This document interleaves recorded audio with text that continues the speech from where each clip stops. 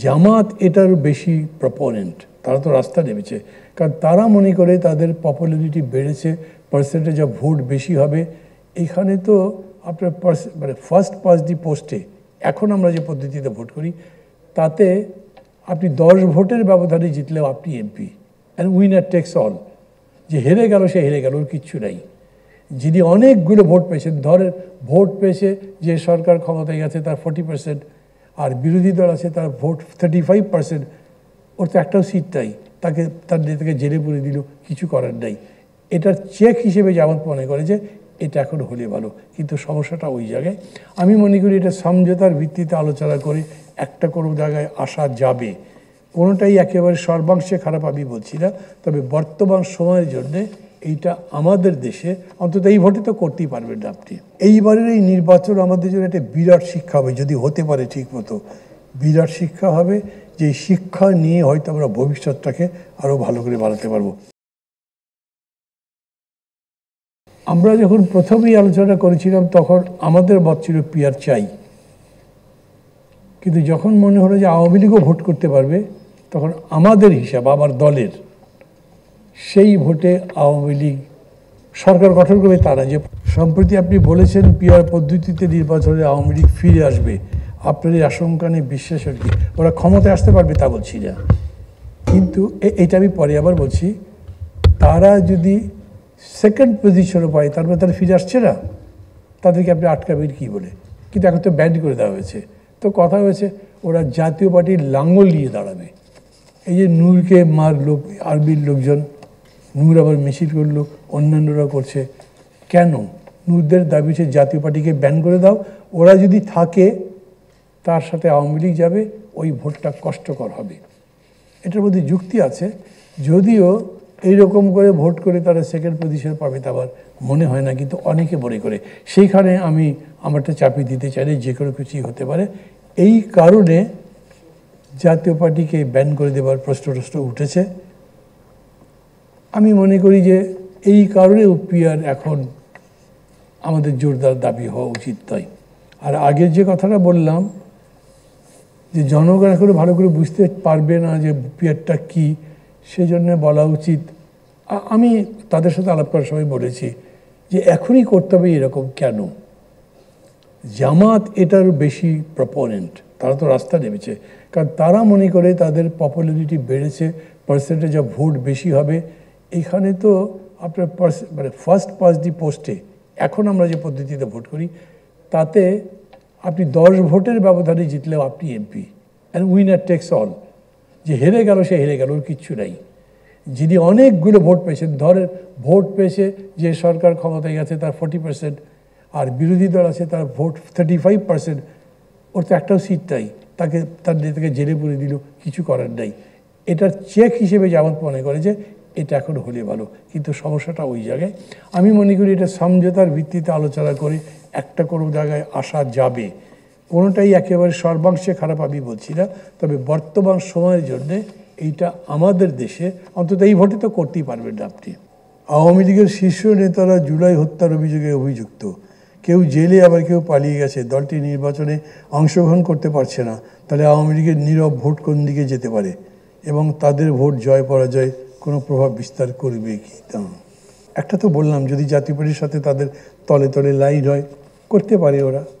Relatively political মোটিভেশনের দিক থেকে, রাজনৈতিক দর্শনের দিক থেকে আওয়ামী লীগ বিএনপির চাইতে সংগঠিত।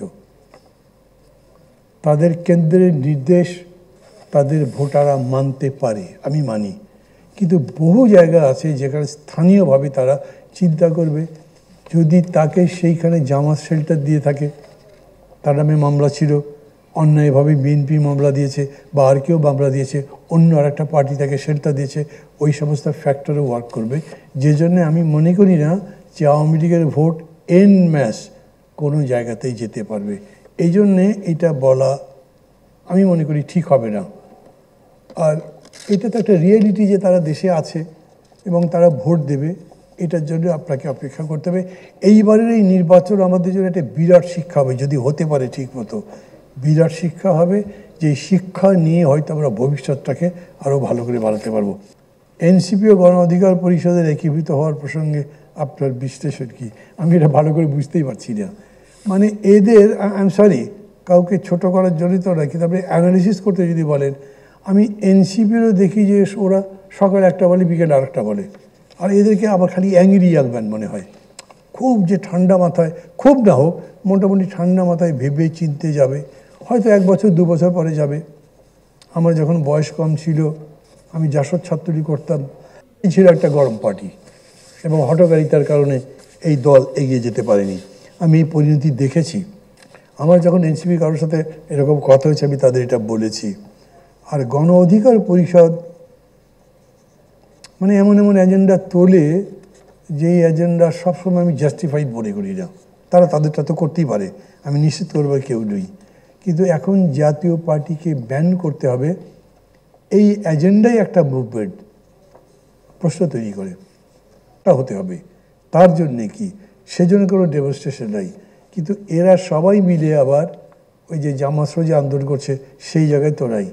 ফলে এনসিপির সাথে গণ অধিকার পরিষদের একীভূত হওয়া নিয়ে হয়তো আলোচনা চলছে। এরকম আলোচনা অন্যান্য পার্টির সাথে এদের হয়েছে পরস্পরের মধ্যে। হয় যদি, আমি ওয়েলকাম করব। মানে ছোট ছোট দল থাকার চাইতে একসাথে হওয়া ভালো।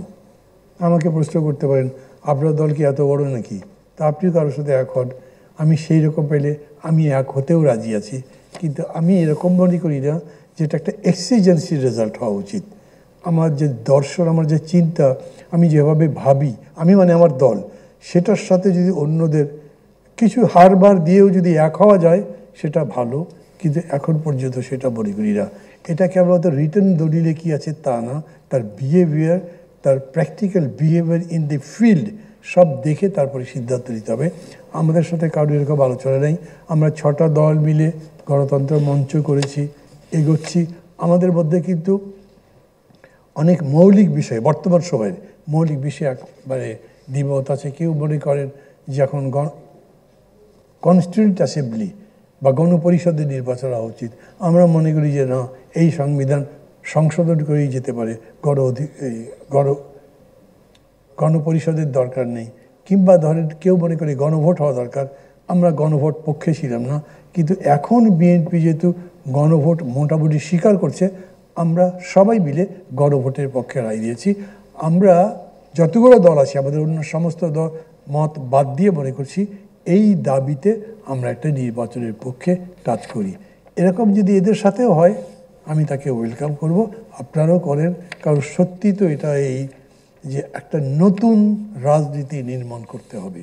নতুন মানে নতুন মানেই সেটা চরিত্রে নতুন, সেটা চিন্তায় নতুন, আচরণে বা সংস্কৃতিতেও নতুন। ক্ষমতায় আসবে তার কোনো সুযোগ নাই, অন্তত এইবারে। কিন্তু তাদের আপনি অ্যাক্টিভিটি ব্যান করেছেন, তারা ক্যান্ডিডেট দিতে পারবে না, নৌকা নাই। কিন্তু জাতীয় পার্টি তো আওয়ামী লীগের লেজ খালি না, মাঝে মাঝে মাথা। আওয়ামী লীগের জাতীয় পার্টির মধ্যে কী তফাৎ? ফ্যাসিবাদ কায়েমে আওয়ামী লীগ যে অপরাধটা করেছে, জাতীয় পার্টি তো তার চেয়ে কম অপরাধ করেনি। অতএব জাতীয় পার্টিকে ওরা যদি আশ্রয় করে, এই ক্রিটিক্যাল মোমেন্টে শুনলাম যে তাদের নেতারা ভারতে গেছেন, কী জন্যে গেছেন, কী করেছেন জানি না। ওখানে ঠিক হলো যে ঠিক আছে, লাঙ্গলেই সব নৌকা উঠবে, টাকা পয়সা যা লাগে দেবো আমরা, সেই ভোটটা করলো। যদি জাতীয় পার্টি ভোট করতে পারে, তাহলে তারা এটা করতে পারে। তো করে যদি, দেয়ার আর চান্সেস যে এরা ভোট এত পাবে যেটা অন্য জোট বা দলের চাইতে পার্সেন্টেজে বেশি হয়, পেতে পারে। আমি কিন্তু এটা বলছি না যে এটা আমি বিশ্বাস করি, কিন্তু এই বিশ্বাসের উপরই তো অনেকে জাতীয় পার্টিকে এখনই ম্যান করার আন্দোলন করছেন। বিবেচনাটা ফেলে দিচ্ছি না আমি।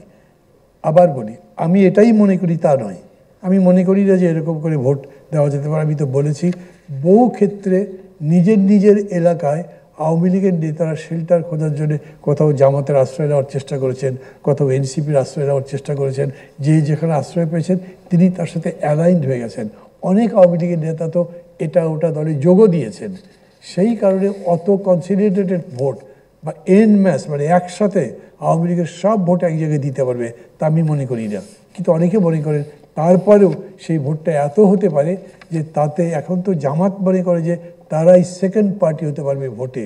তারা যদি না পারে আওয়ামী লীগ বা জাতীয় পার্টি যে বাঁকে তারা যদি সেকেন্ড হয় তাহলে তারা ফিরে আসলো না রাজনীতিতে, আমি এটা মিন করেছি।